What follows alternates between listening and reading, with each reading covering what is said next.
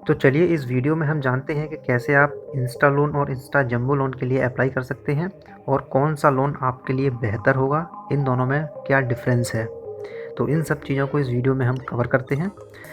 तो अगर आप इस चैनल पर नए हैं, आपने अभी तक इस चैनल को सब्सक्राइब नहीं किया है, तो इस चैनल को सब्सक्राइब कर लीजिए और वीडियो को भी लाइक कर दीजिए। तो चलिए वीडियो को स्टार्ट करते हैं। तो सबसे पहले आप HDFC के नेट बैंकिंग लॉगिन पेज पर यहाँ आपको आना होगा। अगर आपके पास HDFC का बैंक अकाउंट है तो आप इस तरह से नेट बैंकिंग की लॉगिन करके आप कस्टमर ID डाल के लॉगिन करके आप लॉगिन हो जाइए। यदि आप HDFC के कस्टमर नहीं हैं, सिर्फ आप क्रेडिट कार्ड उसका यूज़ करते हैं, लेकिन आपका HDFC बैंक में कोई खाता नहीं है, तो उसके लिए HDFC क्रेडिट कार्ड लॉगिन का अलग ऑप्शन आता है, क्रेडिट कार्ड लॉगिन वाला। उसमें आप जाके आप वहाँ पे रजिस्टर करके आप अपना अकाउंट क्रिएट कर लीजिए और वहाँ से आप लॉगिन कर सकते हैं। तो मेरे केस में मेरे पास HDFC का सेविंग अकाउंट है, तो इसके लिए मैं यहाँ पे अपनी कस्टमर ID डाल के लॉगिन कर लेता हूँ और वीडियो को स्टार्ट करते हैं। तो लॉगिन होने के बाद आपको इस तरह का इंटरफेस दिखाई देगा। तो यहाँ पे आपको ये कार्ड वाला ऑप्शन है, जहाँ पे आपको क्लिक करना होगा।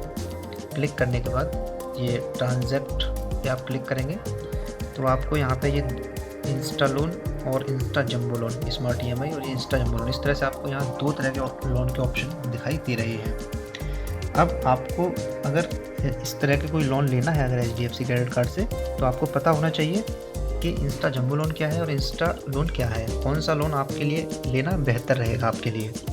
तो सबसे पहले हम बात कर लेते हैं इंस्टा लोन की। इंस्टा लोन को लेने के लिए आपको यहाँ पे क्लिक करके इसको कंटिन्यू करके देख सकते हैं।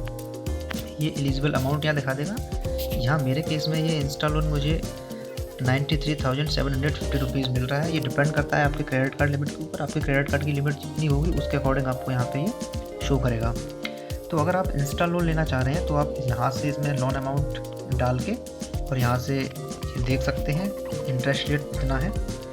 तो आप इसको ज़रूर चेक करिए कि आपको यहाँ पे आपकी लिमिट कितनी है, कितना आपको मिल रहा है इंस्टा लोन, और इन पे इंटरेस्ट रेट कितना कितना आपको लगेगा। तो ये सब चीज़ें जानने के बाद ये आप फिल कर दीजिए और ये कंटिन्यू करेंगे, यहाँ से आपको अप्लाई हो जाएगा। इसके लिए आपको कोई भी डॉक्यूमेंट की ज़रूरत नहीं होगी देने की, ना ही आपको ब्रांच जाने की ज़रूरत है। और अप्लाई करने के कुछ ही विदिन मिनट या कुछ घंटों के अंदर ही आपके अकाउंट में ये क्रेडिट कर दिया जाता है पैसा। अब हम बात करते हैं इंस्टा लोन बेहतर है या इंस्टा जंबो लोन।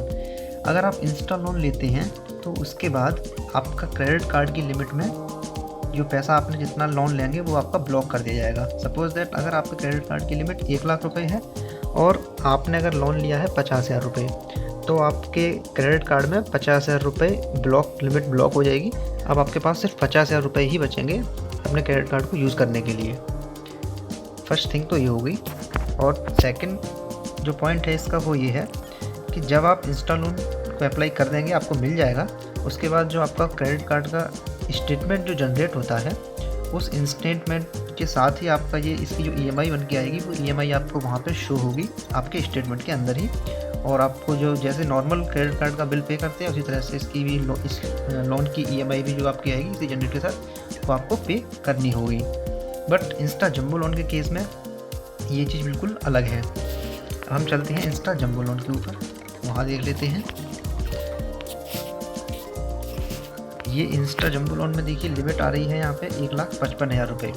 मुझे इंस्टा जंबो लोन में ज़्यादा लिमिट मिल रही है और यहाँ पे भी आप देख सकते हैं इसका इंटरेस्ट रेट वगैरह जो भी है आप यहाँ से चेक कर सकते हैं।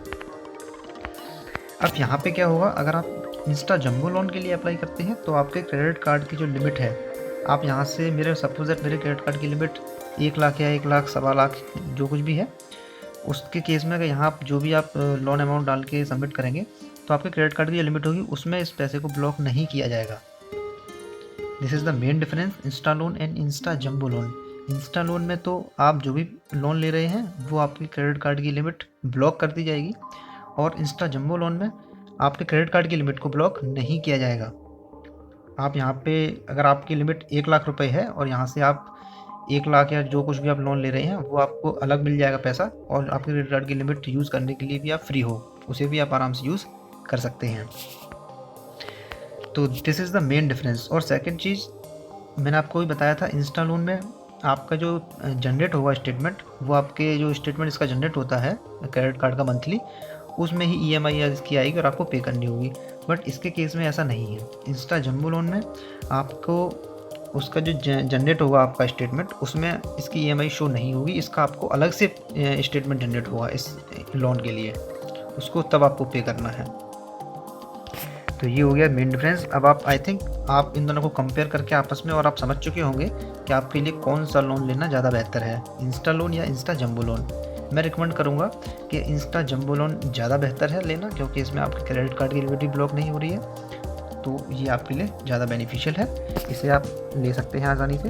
लेने के बाद आपको इसका जो बिल जनरेट होगा उसमें आप आराम से इसको पे कर सकते हैं। तो अगर आप इसके बारे में कुछ और जानकारी अगर जानना चाहते हैं मुझसे, तो आप कमेंट करके मुझसे पूछ सकते हैं, मैं बिल्कुल आपके क्वेश्चंस का आंसर दूंगा।